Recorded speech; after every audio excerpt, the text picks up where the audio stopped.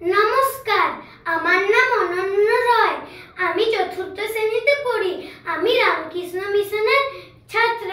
আমি একটি কবিতা বলে শোনাচ্ছি। কবিতাটির নাম আদর্শ ছেলে। কবির নাম কুসুম কুমারী দাস।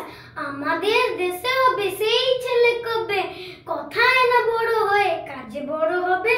মুখে হাসি বুকে বল, তেজে ভরা মন। মানুষ হইতে হবে এই তার মন। বিপদ আসিলে কাছে হও আগুয়ান। নাই কি শরীরে তব রক্ত মাংস প্রাণ।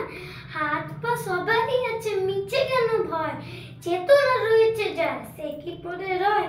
সে ছেলে কে যায় কোথায় কোথায়, আসে যার চোখে চোল মাথা ঘুরে যায়। সাদা প্রাণে হাসি মুখে করো এই পণ। মানুষ হইতে হবে মানুষ যখন, কৃষকের শিশু কিংবা রাজার কুমার। সবারই রয়েছে কাজে বিশ্ব মাজার। হাতে পানে খাটো সবে শক্তি করো দান। তোমার মানুষ ওরে দেশের